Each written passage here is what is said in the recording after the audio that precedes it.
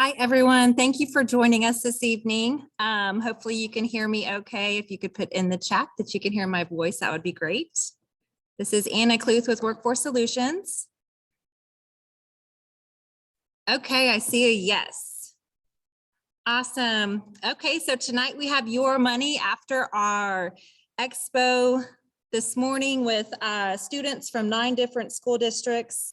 And now we have our parent webinar with Norine Gill on Your Money and Social Security benefits. So we will go ahead and get started. Here is Norine. All right. Thank you all for joining us this evening. I really appreciate y'all's time. And so hopefully we'll keep things rolling along pretty well. You know that you can put questions in the chat box. Is that right, Janice? Yes. Okay. And then we'll try to monitor those and answer those questions. If we have questions here in our room, then we'll try to use the speaker so people can hear the questions. My name is Norine Gill. I live in Seabrook, Texas, and I've been working with in the field of employment and supporting people with significant support needs, for the past 30 years or so. And with me tonight from Imagine Enterprises is also Mr. Ricky Broussard. Ricky Broussard, he says hello from the corner of the room. Ricky Broussard is our peer mentor, and he is also one of the individuals that has many stories to share about Social Security benefits when you go to work and things that happen. So as we progress through this webinar and kind of just give some general information, some of your questions might actually be answered by Ricky as well.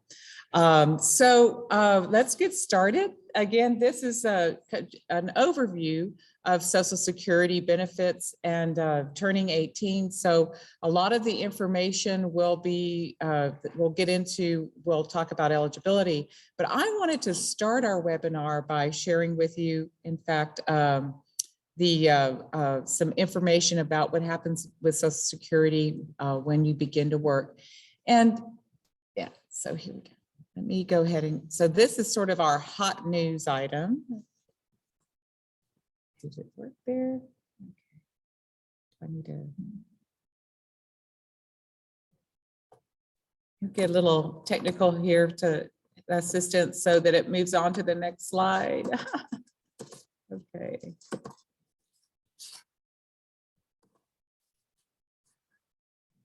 One second. If it's not showing. Yeah, it doesn't come up correctly. There we go. Maybe that'll work. Did it? You can see it. I can see it better. There you go. All right. So one of the things I need to share with you is that this information that is coming to you through the PowerPoint today, there's a worksheet that is just a front and back page that I called it my notes. And it has all of the telephone numbers and the web pages and things that I'm going to be referencing tonight. So after the webinar, I think that there'll be an email blast that will go out to all of the of you in the audience using your email address so that you can have the same information. So better to go ahead and, okay, so some people were having a hard time hearing. Is that better? Y'all want to give a note in the box? Let us know if this sounds any better. How's it going, Janice? Yeah. Huh? No. No, it's still not good. Well, that's. I can hear it just fine when I was, Yeah. now I have it on the Zoom listening. Can you hear it now? Fine. Because she just did something to my computer. I just want to make sure. Okay. Oh, I can hear, we can hear fine, good. Okay, super. There's a little bit of echo in the room, but that's okay. Okay. All right. It was better before, now you have an echo. Okay.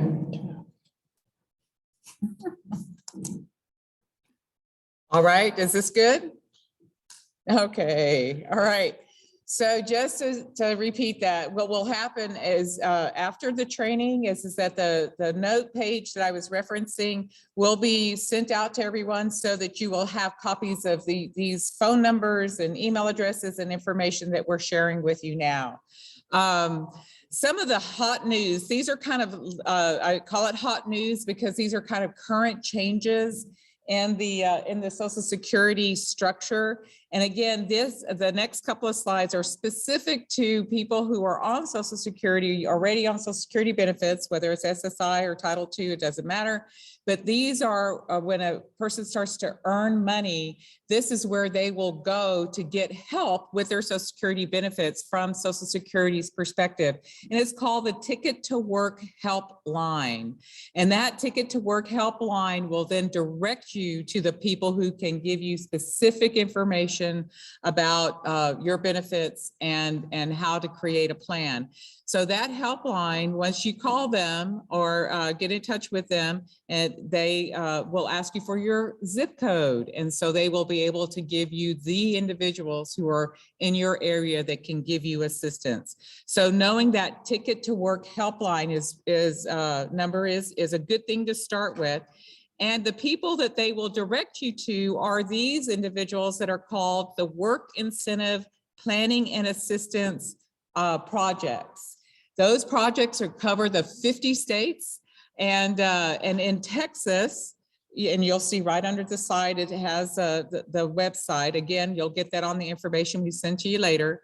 But in Texas, there are 5 different companies that support Texans with disabilities who go to work and need help with their benefits.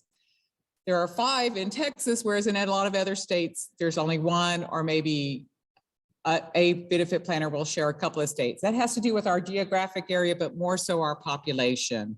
And so Imagine Enterprises covers the Dallas-Fort Worth area. And again, Imagine Enterprises is our company, Ricky's and mine, and the people that work in Imagine, as well as, and we cover Dallas-Fort Worth and about 50 counties in that area. In this area, Houston Center for Independent Living covers the majority of the counties here. And then you'll also see the Austin Resource Center for Independent Living in Central Texas. The Advocacy Center from Louisiana covers East Texas, and West Texas and the Panhandle is covered by Southern Nevada Center for Independent Living. The other source that you can use for benefits planning for a person who is a Social Security beneficiary and they go to work is actually through vocational rehabilitation services. And vocational rehabilitation counselors are now required to seek a benefits plan for any customer of theirs that's going to work. That is a basic requirement, came down from the feds. And so if you are involved with vocational rehabilitation services, they must seek a benefits plan. Even for our young adults that are under what a category called presumed eligible, if you have a young adult who's presumed eligible, but they go into a program like the Summer Earn and Learn, and they begin to earn wages, but they are a Social Security beneficiary, then that counselor should be helping you, should seek a benefits plan for that student. And there's a lot of really good reasons why, and you're going to learn all of them tonight. Aren't you excited? So that's kind of the hot stuff. Those are like the newest rules and the newest resources that have come online. So let's get into some of the big things. I really love this poster of this young lady, but I'm going to share with you, the values and the philosophy and the belief system that to work and earn money is one of the most powerful tools that we can give our young adults to become mature and to also be valued in as members of our society and our culture. So it's incredibly important that we seek that employment goal. And that's really the mission that Ricky and I have with Imagine, right, Ricky? Yes. Okay. And so keep on working on it. Here's 2 guys that are my inspiration. On the left side to me is Mr. Ricky Broussard, who you can't see unless you're in the room. But then the other dude holding all those dollar bills, that's my brother Ed. And Ed lives with me in Seabrook, Texas. Ed is now 56 years old, and he has his own business. And he loves being involved in the community and sharing his goods with the business. And a couple of good businesses actually here in Texas City that he brings his driftwood planters to, and he sells them through there. So he has a very active and life, and it really is money is a huge part of his world. So let's just briefly, the things that I want to cover today is kind of give you guys the lowdown on the Social Security Administration and Health and Human Services, what their job is, what their role is in Social Security, specifically supplemental security income, but also the state of Texas Health and Human Services Commission. Going to describe what it's like to have SSI and Medicaid in Texas. We'll identify some of the changes that occur when a minor turns age of majority, and then also provide some suggestions on how to retain benefits when you start earning wages. So I have to share with you that these blue slides, as they come up, that I do sometimes have a little bit of a sarcastic streak, don't I, Janice? Or, joke around or play around. So here's, if I had a room full of people, I would ask, so is this true or false? Parents enjoy sharing information about their family financial status with others. True or false? False. Oh man, my parents. They're typing in false. Yeah, they're typing in false. Okay, all right. So we got it. This is it's such a sensitive area, and it's so huge. And I know that the staff for Imagine Enterprises, one of the things that they work on really hard is ensuring people about confidentiality, and that their information and how their information is, once it's shared, that it's sacred. But it's pretty scary out there. And so part of what when we deal with this issue of earning money, and then and family members having to share their personal information in order to get eligibility and how to do it and all those things, it's pretty scary. And I know growing up that this was a big issue for my own parents. And so I'm very sensitive about it for others as well.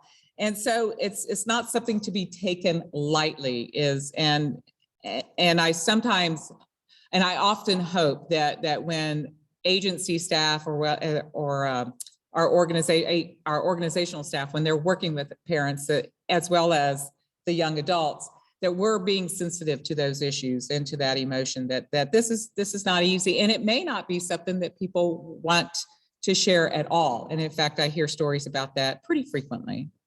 So I'm going to move a couple of these things around so I can see the slides better. There you go. So I wanted to make sure, though, that we are on the same page with who we're talking about, the Social Security Department, and that we're looking at what people will be dealing with when they apply for Social Security benefits. There's a couple of emblems that look pretty familiar. I will, in the pre-employment transition services classes and teaching the students, it's about 50-50 of the students knowing these emblems and these symbols and what Social Security is, and then are not knowing. So one of the things for parents out there to share is that this is a piece of information to share with your adult sons and daughters, is it what Social Security is, and then the logo that's associated with it, because this is something that they will get asked about. Yeah, have a copy of their own. Yeah. But Social Security, when you talk about the benefits, let's see, come on, move on over. Help me. Did it go? Oh, it does. It wants to get stuck. Oh, there it is. Okay. Hopefully, did you just do page down or error? No. Going in and out, so just. Anytime you move that, like if you move that, then you gotta. Okay, great. So there are actually 3 parts that we want to learn about in regards to our Social Security benefits. One of those is the cash benefit. That is the one that most people are familiar with and that they talk about. But so first of all is the cash benefit. The second benefit is the health insurance.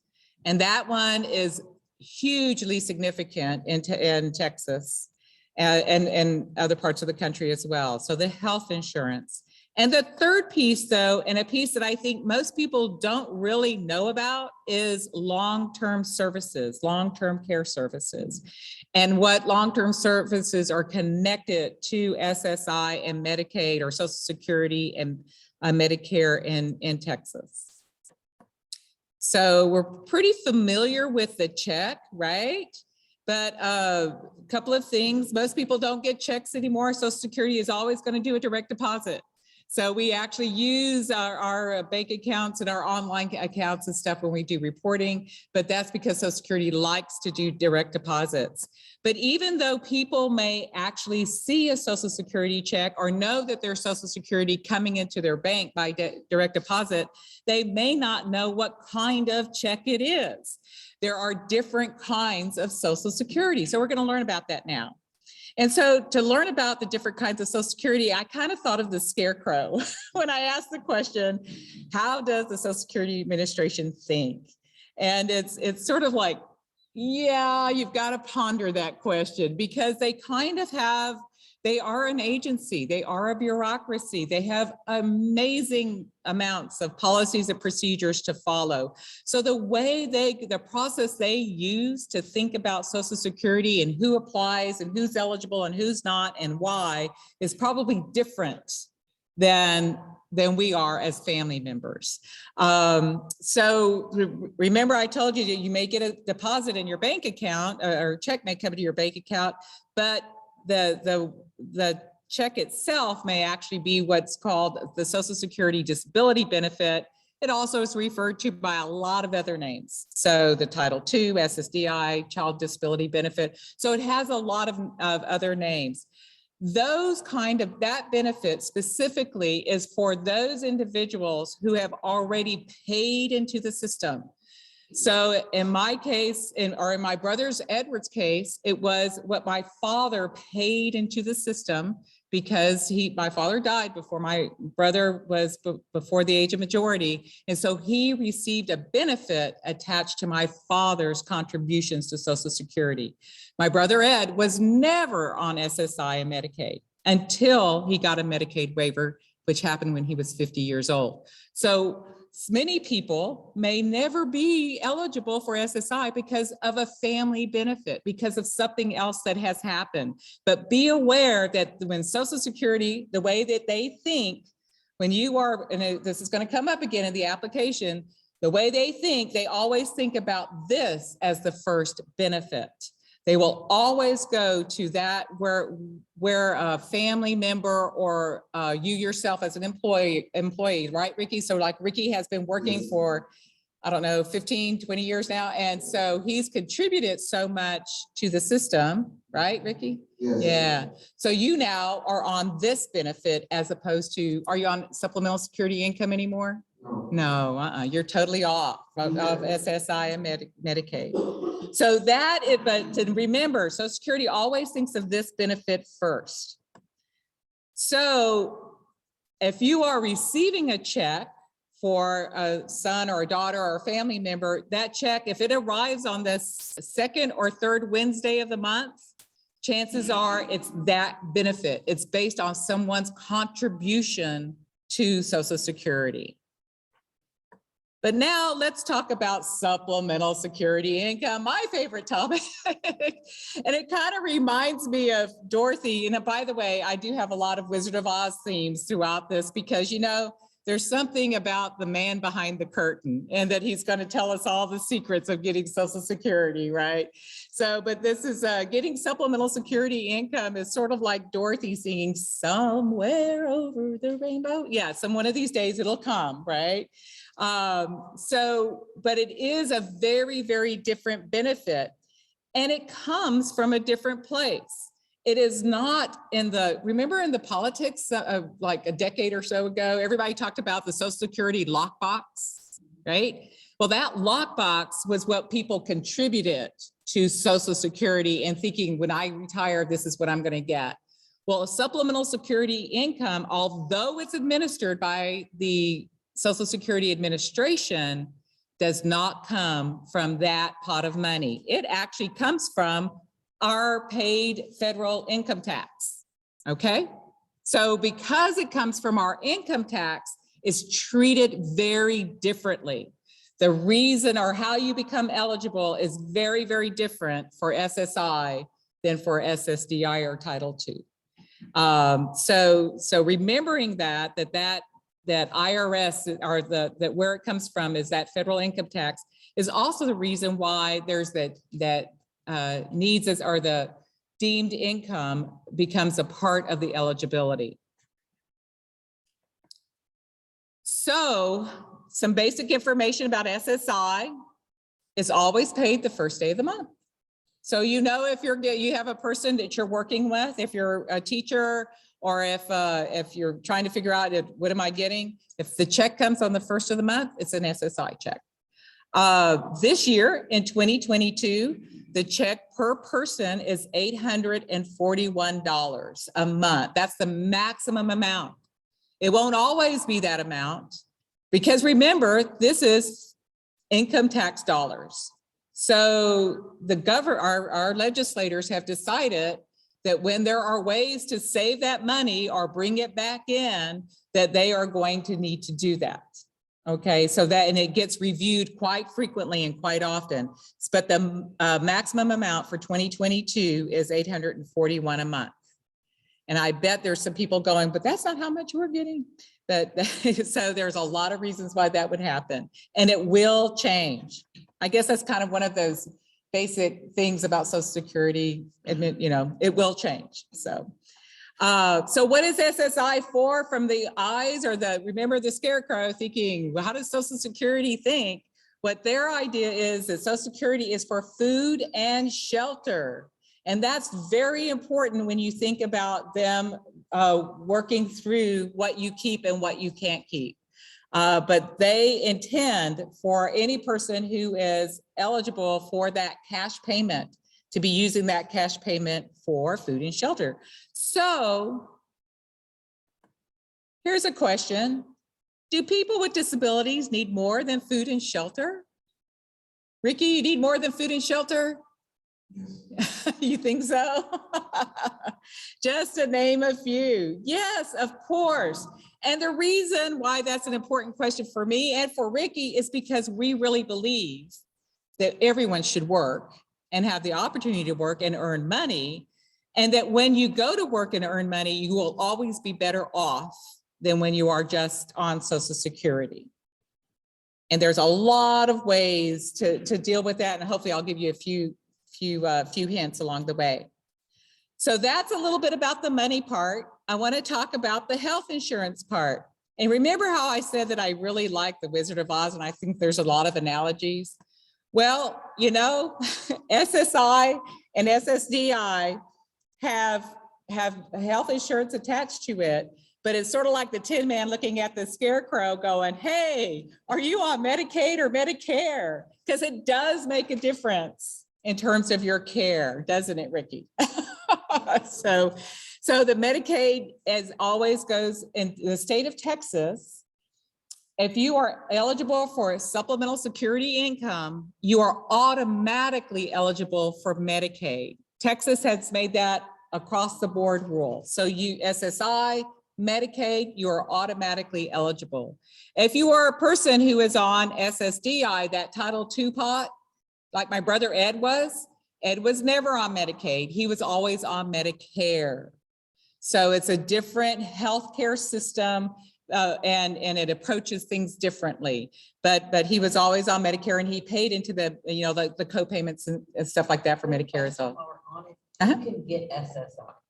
Huh? Who gets SSI? What are they eligible for in order to be eligible for SSI? Oh, How could they? okay. I am going to, the question was, how are you eligible for SSI? I actually have a few slides for that coming right up. Yeah, awesome. So the slide got a little bit messed up, but anyway, again, the SSDI beneficiary gets that Medicare, and that's administered by the federal government. This is an important change because it's kind of interesting. On an SSI beneficiary, although the cash check is done by the federal government, Medicaid is administered by the state. So the state of Texas Health and Human Service Commission actually administers Medicaid. And so you'll see, and there's our scarecrows, sometimes you can get both. That's why his hands are crossed like that. And those are concurrent beneficiaries. They can get both SSI or they can actually get 2 cash benefits, but also both health insurance. It's all in the math, believe me. So your Texas benefits, if you're on SSI and Medicaid, this is what your Medicaid card might look like. And in the state of Texas, you will be select a managed care organization to deliver your health care. And then the last thing I'll say about that kind of basic overview information is that Medicaid also covers long-term care services. Again, you have a mugshot of my buddy, Ricky, and his staff support person, Robert. They are on Ricky receives an HCS Medicaid waiver, right, Ricky? Yes. Okay. And what do you use under the waiver? You use consumer? I use consumer directed services. Right. So you hire in your staff. Right? Yes, I'm able to hire my staff and I can also let them go when need to. Right. They can't hear him? Oh, okay. So Ricky uses consumer directed services under the Medicaid waiver that allows him to hire his own staff. Ricky, I'll just go ahead and share because they can't really hear you. Ricky spent about 29 years in institutions here in Texas. He currently lives in his own apartment, woohoo, Yes. in Texas City on Moses Lake. And he is supported by his staff and has a full-time job. So again, the reason to get eligible or to go for it is because there's a lot of benefits to it, even if you're not getting the full cash benefit. So let's get into what happens on the 18th birthday for our young adults who are in our programs and our services. And this is just a picture of Dorothy and the yellow brick road, because I think that we want to paint a yellow brick road for people as they exit the school system. And here you go on there, and it's going to be wonderful. So just head on out and talk to the wizards, right? But it's not so easy. It's not so easy at all. Oh, it's going to go into the. Follow the yellow brick road. Follow the yellow brick road. Follow the yellow brick road. All those wonderful people telling us to follow them. Follow the yellow brick road. Follow the yellow brick road. So yeah, because for the sake of time, I think you guys get the point that sometimes that yellow brick road isn't so easy to follow. So here's the deal about the 18th birthday. And this applies for, to some extent for both people who are already on SSI and Medicaid, but especially applies to people who have not yet gotten on SSI and Medicaid. And I'm talking about our young adults who turned the age of 18. Their eligibility is based on 2 basic criteria. One is income, as I mentioned earlier, and the other one is a confirmed diagnosis. And notice the asterisk next to the confirmed diagnosis. That is because eligibility for a child in the diagnostic arena is extremely different than eligibility for an adult. So if you have a child who is on SSI and Medicaid, but their diagnosis may not be as significant or as severe to where Social Security would determine them not able to work, then it could happen that they are no longer eligible as an adult based on the adult criteria. The only person that can make that determination is actually Social Security Administration. But you should always apply. The other piece about income that is extremely important is before the child turns the age of 18, before your son or daughter turns the age of 18, it is always the parent's income that is used for eligibility. After the age of 18, it is the income of the young adult. So in Ed's case, right, if he was going to, he's my brother, but at the age of 18, if he wasn't already on a benefit, he could have applied and no longer had the income from his parents pertain to it. It would have been just his income. And at the age of 18, he was making zero.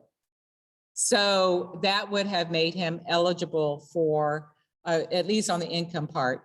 And because he is a person with Down syndrome and because of his intellectual functioning, he would have also been he was found eligible for disability insurance or for the he would have been found eligible for Medicaid because of the diagnostic criteria. So that should have answered that question. As much as we think it's really clear, it's not. And people will find that there's going to be a lot of different pathways to go. So there's that again is when you're going to go back to people who have knowledge and have experience so that you can get the help you need. But the basic information to share with you today is, and this is actually a little bit of an old slide in that it says online, by phone, or in person. At this point, Social Security is only taking applications online. So you would want to do that application online, and that's going to be in one of the flyers that you will receive later on. The time to send in that application is the same month of the 18th birthday. And I think the other very important piece of information is that the current, when Social Security says they are not able to assess eligibility, their biggest complaint is they don't get enough of the diagnostic information. So all the educational or the diagnostic information from the schools, from doctors, if you are a person with a psychiatric disability, hospitalizations are extremely important. Medications, all the pieces of information and having it together and in one packet and being able to ask, if you can't scan it in yourself, ask for help. Ask for help from the school, ask for help from one of the providers so that they can help with scanning in that information. The Arc of the Gulf Coast will frequently help people in this area with getting information to Social Security for eligibility. But that is probably when I talk with people who are work for Social Security Administration. And in fact, the diagnostic part is actually done in Austin, Texas. And it's and so we're talking to other Texans. They will say that most frequently they've been denied because they didn't get enough information. They didn't get a letter returned, or they didn't get what they needed for that to happen. Yes, ma'am. Yeah. If you're older than 18, does the diagnosis have to be within a certain amount of years, or is there a time frame? So the question was, if you're over the age of 18, does the diagnosis have to occur before the age of 18 or within a certain time frame? Within does it have to be within 2 years of when you're applying, or? Yeah, the most recent information is always really helpful. If you're a person with a developmental disability, you want to have information that confirms that developmental disability. If you're a person with a psychiatric disability, you could go into the history. I mean, and go back pretty far. And so I think identifying when it was the earliest onset is always really helpful for our diagnostics or the people who do the reviews. Okay, does that help? Yes. Okay, super. All right. So here's the application. This page is just the page that you would use for applying online. And again, it's a long process, it's tedious, so be sure and it'll be something that you will want to be able to set aside some time to do the process itself. You can call the Social Security Administration, and sometimes especially if you call really early in the morning, you're more likely to get them a little bit quicker. And then as the day goes on, it gets longer and longer, but they can be also really helpful in the process. And so here you guys, everybody's gathered and it's like, what's next? What's going to happen next? Oh, and let's see if I can move on to the next slide here. There we go. So our characters from the Wizard of Oz, I thought I had shut those off. I'm so sorry, but they were basically talking about, oh my, we've come this far. Now what's going to happen? So let's say, for instance, the Tin Man, he went ahead and he applied, but he was denied. Okay. And chances are he was may have been under the age of 18 at the time, so he hadn't aged to the age of majority. And he was, and they used the parent deeming instead of his personal deeming. So again, you can get SSI and Medicaid if the parent deeming is low enough. Okay, and in many situations that we work with, that's not going to be low enough. So that can occur. Or the other situation where under the age of 18 might occur is if you have a young child who's under the Department of Family and Protective Services. Then they will sometimes have that cash benefit and the Medicaid with them. But the Tin Man was, they used parent deeming, the income and the parent's income and resources were way too high to where he wasn't eligible, and he didn't have enough information. So of course, Tin Man got denied. But at the age of 18, what should he do again, Ricky? He should apply. Absolutely, you bet. Okay, so Dorothy was on SSI and Medicaid, but again, she needs to she wants to continue. Dorothy will receive a letter from the Social Security Administration that cannot be ignored. And so Dorothy needs to reapply, even if Dorothy's on SSI and Medicaid before the age of 18. She has to respond to that letter because the criteria changes. Remember, I said that earlier, okay? The criteria changes for both the income, the source of income, as well as the deeming of disability and whether that disability is one that will make you eligible for Medicaid. And it is called age 18 redetermination. So if you're calling Social Security and that's what you're working on, or if you see that in the letter, that's what they're going to use. So the Scarecrow, he's different, right? He's the guy with the brain. So he has a job already. And so the question would be, well, gosh, I don't want you to get a job before the age of 18 because then you won't be eligible. Well, that is not true. We actually do want you to get a job before the age of 18, and you can still be eligible for SSI and a Medicaid when you turn 18. So it is okay to work before and during the application process. Here's the trick, okay? Eligibility is based on the couple of things, a disabling condition, and it needs to last at least 12 months, okay? Most of the people we're working with we're talking about ongoing conditions, so that's likely to be an easy benchmark for us to meet. For the Scarecrow, his monthly, and I underlined the word countable because we're going to use that word later on, but the monthly countable income is below $1,350. So if his monthly countable income is below that, then he has maintained his opportunity to apply for SSI, Social Security, and Medicaid. If you are a person who is statutorily blind, they've got a little bit better. The number there is 2,260. And so below that mark, then they're going to be eligible for or meet that deeming income. And again, it's the countable income. So of course, there's kind of this idea of, don't we trust the system?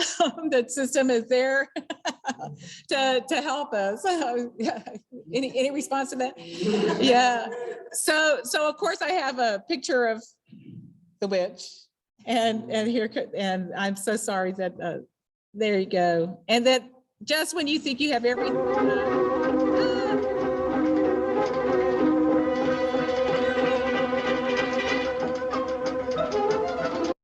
There you go. So that kind of gave you a sense of where we were going with it. She was going after Toto in that photo. Yeah, okay. So when you're thinking it through the process of that eligibility and receiving eligibility, then you finally achieve it, then you've got to keep it, right? So your work income is really important. Again, SSI is needs-based. So one of the things that they look at is your resources. And for my brother Ed, because he got on Medicaid in order to receive the HCS Medicaid waiver. And even though Ricky no longer receives an SSI check, he gets SSDI, and Ricky, you are on Medicare, Yes. we still have to be under the resource limit of $2,000. His personal bank accounts have to be under $2,000 or it's counted against them. Okay, and that's both in the Social Security Administration and in the state of Texas. Now, going back to that issue about trust the agency, trust the system, is that this, as much as they try and as good-hearted as the majority of the people that I meet in those offices, they do make mistakes, and sometimes they're wrong. And so, but just kind of making sure that everyone is clear that that 2,000 limit is what we need to stay below for, like, and opening up savings accounts. Like I've heard people talk about, in my case, it would have been if Ed and I opened up a bank account together, and I was the primary and he was the secondary, that doesn't work. If his name shows up on any bank account at all, then it's a problem. Okay, now Ed has, as I mentioned earlier, Ed has a business and his business makes money, and he has an account that's his business account that's over $3,000. I'm sorry, over $2,000. And so the problem for Ed is that we now have to make sure that people understand there's a difference between a personal account and a business account. And in Ed's case, we have people that know how to do that. So we get to HHSC and go, no, this is a business account. It's used for business purposes, and it is different than his personal account. We had to do that with Ricky because Ricky owned his own business for a while, right? Yes. Yeah, that I don't know if they can hear. It was called Get a Life in Texas, right? Yeah. So those kinds of things are important things to just know about or keep track of. Your accountable resources are those bank accounts, checking and savings, but you get every beneficiary, this is wonderful, can own a car. So in your case, Ricky, do you own a car? Yes. Yes, he does. And you can also own a home. So a person with a disability can own a home, and that won't count as an asset against them. There is another way to save money that is actually not, that is out there and will help save, allow you to have a savings account for a person with a disability in their name. And it is called the ABLE account, is Achieving a Better Life Experience account. And that one will, you can have up to $100,000 of savings. And this was a federal legislation, state legislation came along. We actually have, and you'll find this on, I think, the next slide, you see the Texas ABLE account, that is where we would, where you would go to set up an ABLE account for your son or your daughter with a disability. And then they can save money. Grandma and grandpa can send money in as gifts, and that could be where they create savings. Ricky is actually working on his savings account for a new. I'm doing it for a new van. You're doing for a new van, right, right. And so obviously vans would cost a lot more than $2,000. So, oh yeah. And so he needs he needed a resource where we could start to save money for that down payment, and be able to work towards purchasing the van. But the ABLE account can be used for a lot of different things. And you'll notice on the notes that you'll get sent is that I not only listed Texas ABLE account, but I also listed the one that out of Ohio, the stable account, because they have what's called a national ABLE. And so you can live anywhere in the US and set up an ABLE account at their place. And they've been actually one of the longest ABLE account states in the US. They're quite good at it. So all of that to say, that's a lot of information. And when we think about our young adults going to work and earning wages, I believe in planning. And I believe that everybody should have some kind of financial and benefit plan. What is their goal? What do they want to achieve? One person like Ricky, he wanted to get in his own apartment and he wanted to live alone. He simply told all of his friends, I do not want to have a roommate and let's figure it out, right? So that costs different than someone whose plan, like my brother Ed, is to stay with a family member. And so having a plan, knowing how much the person needs to make, what their goals will be is very, very, very important. So what is the action plan? And basically, if you're going to set up an action plan, I strongly suggest that you don't ask the Tin Man, the Lion, and the Scarecrow to be the ones setting up your financial plan. And if I was playing this, it would be really funny, but I'm not going to play it. I'm going to move on if I can. Let's see if this goes on. I need Anna to help me again. If y'all haven't watched if this is to inspire you to watch The Wizard of Oz, right?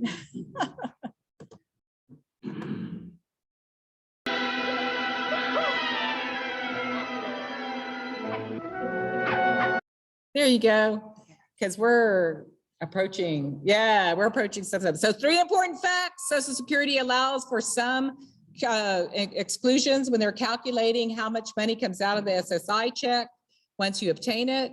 That people who earn wages will always have more money than just an SSI check if they go to work. And finally, always tell Social Security when you're starting to work. Always tell Social Security when you're starting to work. Keep a copy of the paycheck. Always tell Social Security, because you know what? They will find out. The employer has to send in work records. And so unless it's doing lawns during the summertime and a cash transaction to where it's sort of some spending cash, then employers will always be sending in records. So not if he's 18 and above, correct? Or do you still have to? Absolutely, you have to turn in, if he's working and he's earning wages, yes, he has to. If he's working and turning in earning wages, then yes, he needs to turn it in. Now, if you were asking about parent deeming, you're absolutely right. At the age of 18, they will no longer use your income as his to deem him as eligible for SSI. Yeah, okay. I think we clarified that question. Okay, super. So here's a really simple example. This is an example of a person who's getting paid for the month. They made $290.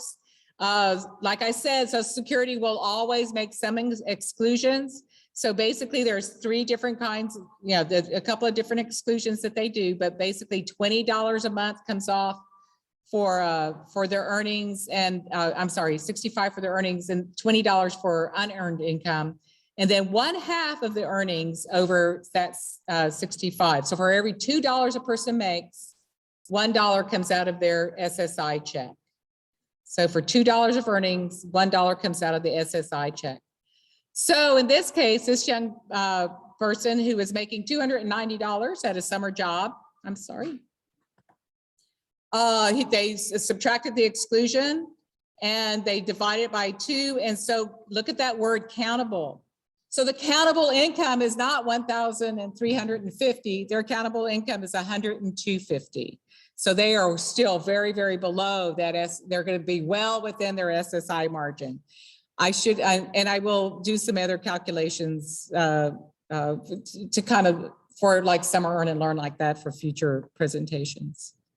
So when you look at their SSI check, that $841, the countable income, not the full amount of the income, is only $102.50. So they get an SSI reduced check, notice the smaller check, for $738.50. So they just reduced the check. But when you add that reduced SSI check and the gross income or the income from their payroll check, they actually come out with a nice amount, $1,028.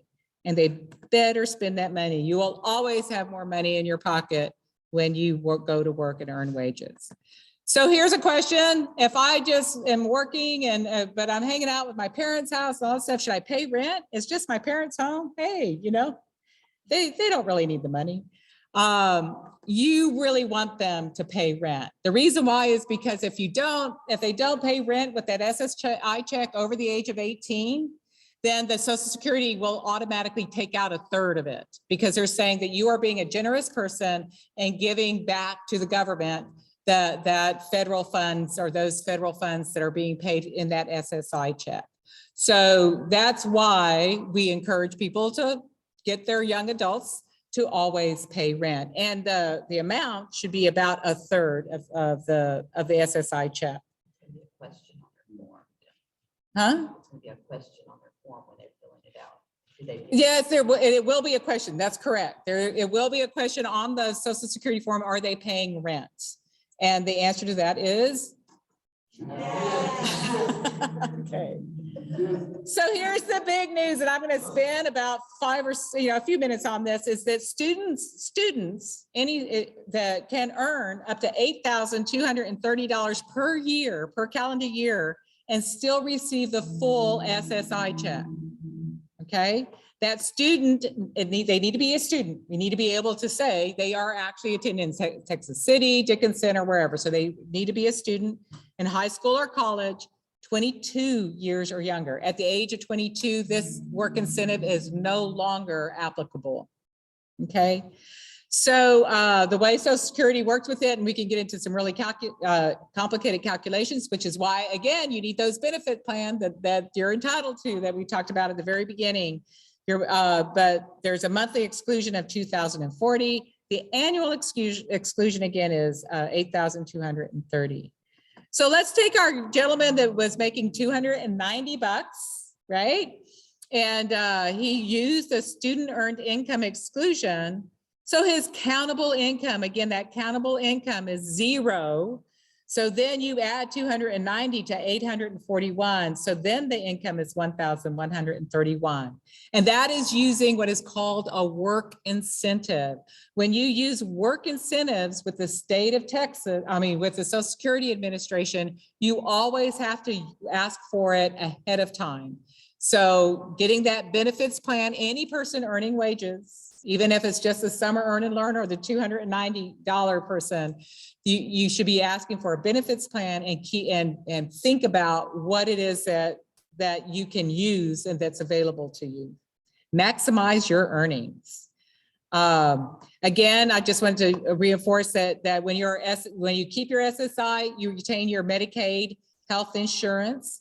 If you are not already familiar with it, the Your Texas Benefits is the online site for both applying for any kind of Texas benefit, but also tracking your Texas benefits. Ricky and I track our Medicaid waivers for Ed and for yourself using the Texas Benefits app. So I actually use it on my computer better than my phone. But that's just the way I am. There are other work incentives. And people go, well, I don't want my son or daughter to earn too much money to where they'll lose their SSI. Right? We've heard that before. Well, in the state of Texas, you can retain your SSI, or you can actually retain your Medicaid, and when your SSI check goes all the way to 0, meaning you're earning so much that there's your 2-for-1 formula, you're no longer getting a cash benefit, but you're earning quite a bit of money at that point. But in 2022, the threshold is for earnings and in Texas for Medicaid insurance is $45,355. Okay. And there are ways to know, you again, get that benefits planner to help you figure this out, because you want to know, well, gosh, if I'm making that much money, that's a lot more money than on SSI. If you're in a job that's making that much money.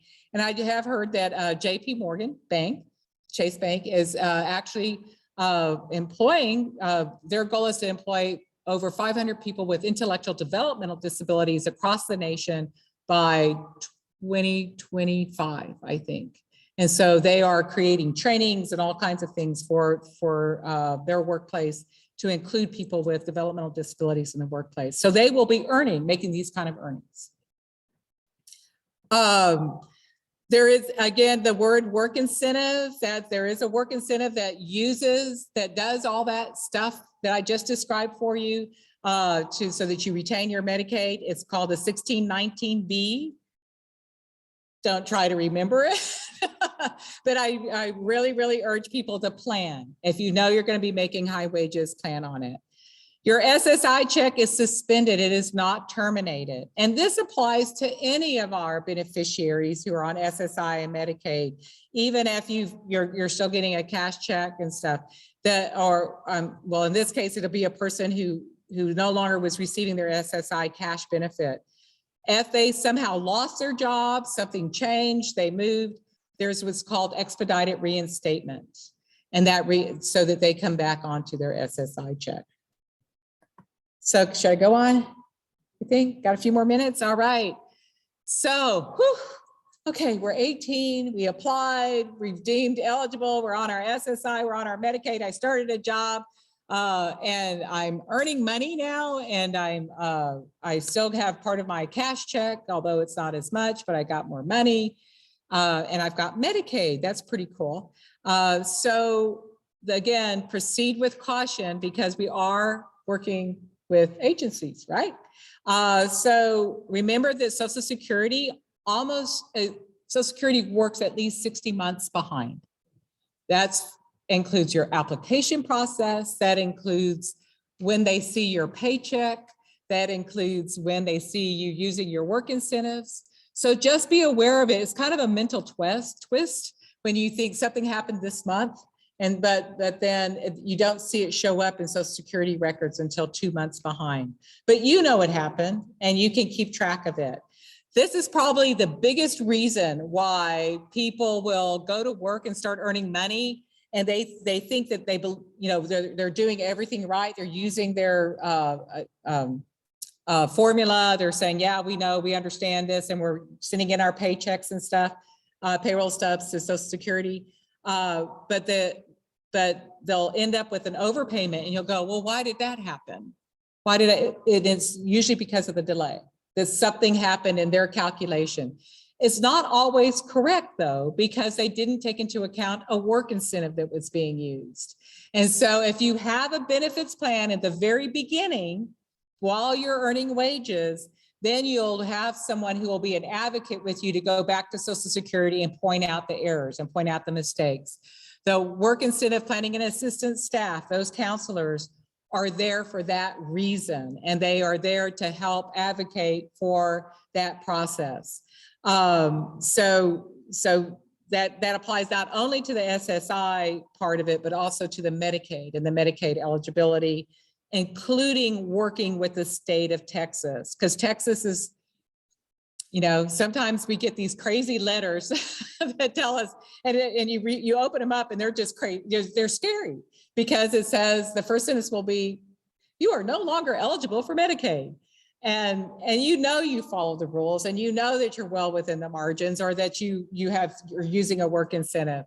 So using those CWICs, those counselors from those the benefits planners will always be helpful in solving that process. It's not quick, but it can get solved. Always keep copies of your correspondence from the Social Security office. If our benefits counselors will ask you on the last letter that you got from Social Security, who's on the last page for you to contact, or when is the appeal date, or when did they send this? So always keep those letters, even though they're kind of look like they don't say anything, or because there is information on there. Never submit originals to Social Security. Always make a copy and send it in, and always keep a receipt. I do the signature cards where that someone has to sign that was actually delivered to the Social Security office. Return receipt, I think is what it's called. Always expect delays and surprises. Reporting wages and changes by the 6th of the following month is what our counselors suggest. So if you've got wages and reporting by the 6th, for some reason, that's a magic date for Social Security. The 60 days, and if you have in that letter that Social Security sends you, says it gives you an opportunity to appeal one of their decisions, and it's a negative decision, respond immediately and appeal, because that'll change the date that the issue will need to be resolved by. So go ahead and appeal. There is also what's called childhood disability benefits, and that's what I was referring to earlier in terms of what Ed had, Title II, and that can also be continue past the age of 18. The person was found to have a disability prior to the age of 22. That means that that is that developmental disability, but it's also, the onset date of the disability. And if the person is single and the insured parent is usually retired, disabled, or deceased. And that's a different kind of benefit. Okay, free help is just a phone call away. So there's some more resources for you guys to use. The Texas helpline, that 211 phone line, is actually the phone number for anything that you might want in terms of either at Social Security or Texas Medicaid. It again will sometimes have some really long wait times, but is actually the phone line that even our benefits staff end up using when we're trying to deal with Texas Health and Human Services or questions that come up on people's benefit plan. But the local, and then you also have in there the local Medicaid office, and that's the HHS, Health and Human Services, Texas.gov. So Medicaid is Texas, and that's who administers it. All right. So great. There's Imagine Enterprises. That's our little logo. You guys thank you very much for coming. I hope it was helpful in some way. You got some more questions? Yes, and my question is, should we answer these and send it out in an email like a question and answer because of time? Sure. Yeah. I think, I know we don't want to use everybody's time. We've got to be out of here shortly anyway. So I know I said we would answer questions. We're just going to answer it in an email format. So whatever questions you type in this, it's recorded so we can go back and print out the questions and then we can answer those questions so that everybody gets the answers as well. Yeah. And we'll send that out. So you will get a copy of this presentation of the slides. You're going to get a handout, and then we'll do a Q&A of the questions that you answered. There's might be some questions that we might not be able to answer because you're asking specific questions about your child, but we will gear you in the right directions of, how to follow up with those questions. Oh yeah. Oh yeah, and if nothing else, we know what the resources are locally, and we'll get you in touch with those resources. Yeah. Okay, thank you Good. so much for your Thank you. time. Thank you, And we Norine. appreciate it. All right. All right, well, that's it. Thank you to Norine and Imagine Enterprises. And thank you all out in virtual world. And thank you all for coming who were able to make it here. And everyone have a good night. Thank you. Every time I listen to you, I get more information.